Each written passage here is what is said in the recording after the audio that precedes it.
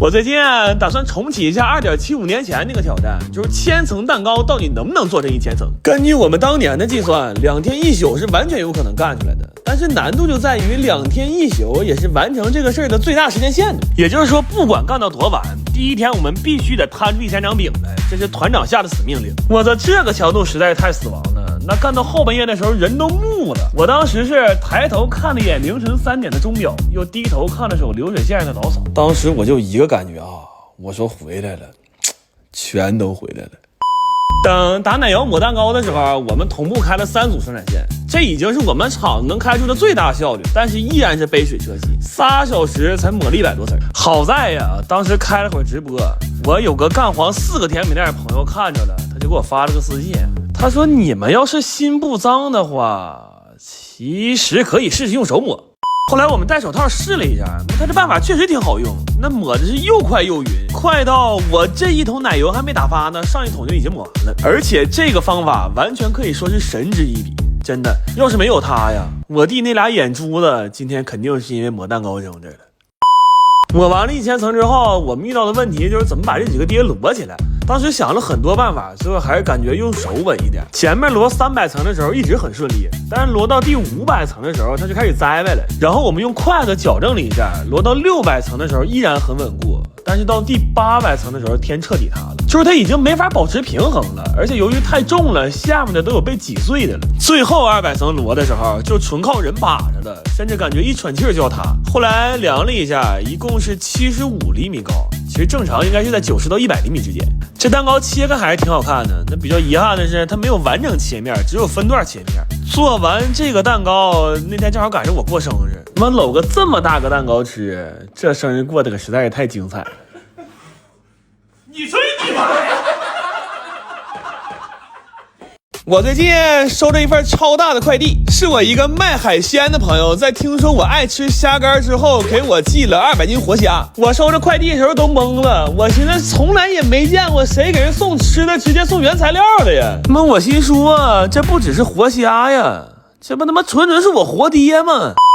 但是虾都到了也来不及骂街了，就只能硬着头皮干了。这些虾我们处理的老仔细了，每只都抠了脓包和虾线，而且为了能保证成品尽量完整，我们是从虾脖子那抠了个小缝，挤的那个脓包，完了再把那虾线连根拔出来。要是拽折了，还得用牙签把剩的虾线再挑出来。这200斤虾大概得有2700-800只，那处理完之后给我们手都要扎烂了。不过煮虾的时候实在是太满足了，我从来没闻过这么鲜的味儿，相当于是一锅汤里煮了3000只虾，那屋里那味儿浓的呀，我感觉谁要是狠声喘一口大气儿，当场就得痛风。这些煮好的虾放到烤箱里慢慢烤酥就行了，反正也不花钱，你们要没啥事儿也可以去试试运气。当然烤虾这事儿确实比我想象的要麻烦一点，烘干箱出一锅得15-16个小时，烤箱最快也得3-4个小时，完了还得翻好几次面。我一共准备了3个烘干箱、6个烤箱，还有2微波炉，根本就打不开点。我寻思这玩意儿塞里就好呢，没想到还是个挺熬人的活。后来到半夜的时候实在挺不住了，还有20斤没装进去，我们就寻思都把它们吃了，那结果呀好像没给自己撑吐了。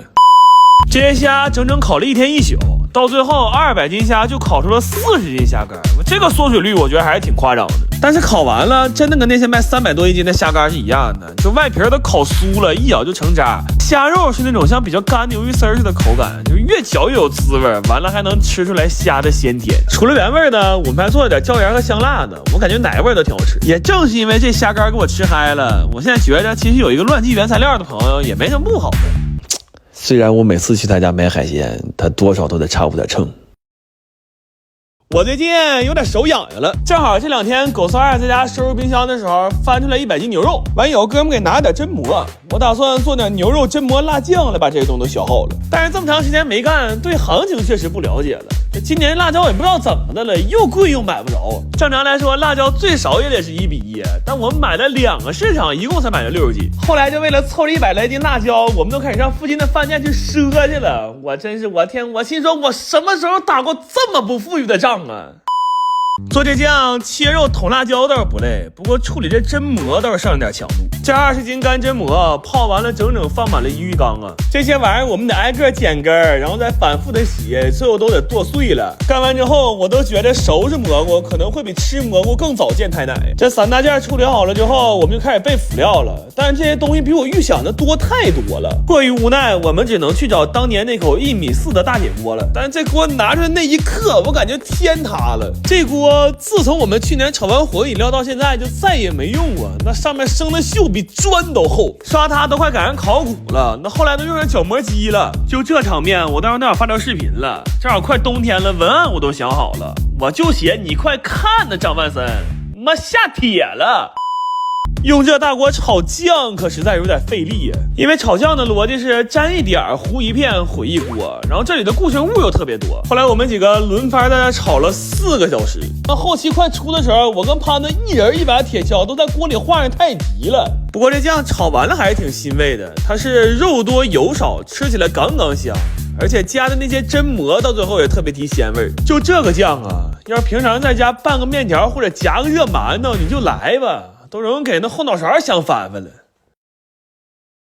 我最近特别好奇那种细如发丝的龙须酥是怎么做出来的，所以我买了100多斤糖，我想在家体验一下这个过程。然后做之前我看了一宿教程，我当然感觉我厉害透了，甚至我觉得这玩意儿都没有小时候翻绳难。结果干上之后，那翻车都要翻出花来了，那糖不少软了就是熬硬了，甚至有一呆我那糖拉着拉着还给我弟头发粘一起去。好家伙，正值正月他头发赶上这么大个结，这事儿我想想都替我爸感到后怕呀。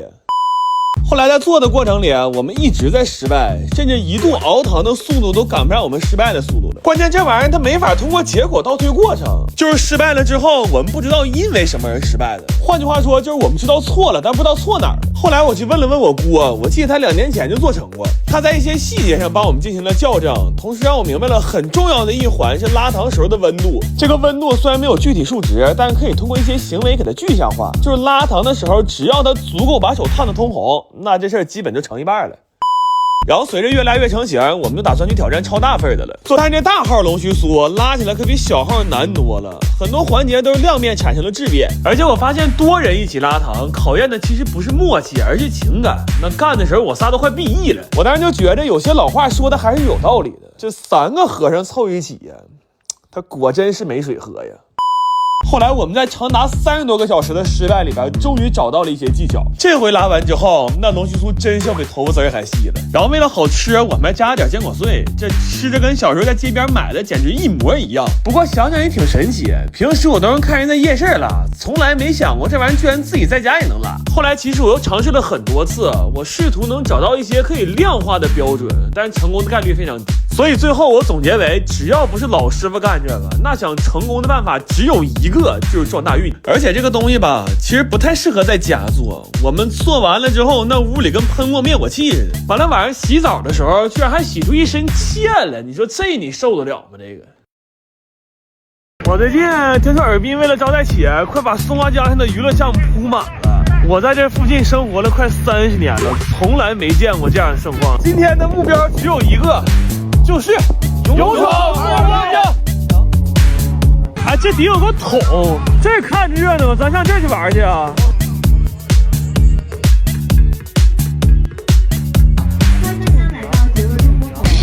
哎，干什么？想要吃鸭脖，先过我们好好鸭这关啊！那这个是那个圆梦之星的好好鸭，它这是和绝味鸭脖联动了是吧？不是，我想吃好吃的，还得有完成一个挑战呢。什么挑战？舞蹈没问题，舞蹈我最擅长了，我哈尔滨舞王。胜利！我这个事儿跳舞他连手都没有，这事儿没用不赢啊！那我们现在能进去了吗？没问题，下次一起继续，拜拜。刚跟这好好鸭玩了一会儿，他想玩这个雪圈，说咱们定王水，出人拉赢的人，切记他只会出师。走到点子不 OK， 险胜。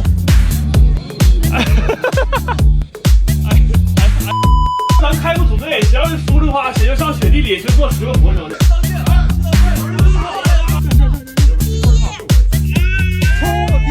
你要说服了我就拉倒了，不可能服！哎呀！我干不过你，我找我兄弟摇人是吧？摇人，来，要不你俩把鞋脱了，把鞋脱摩擦力大，开始！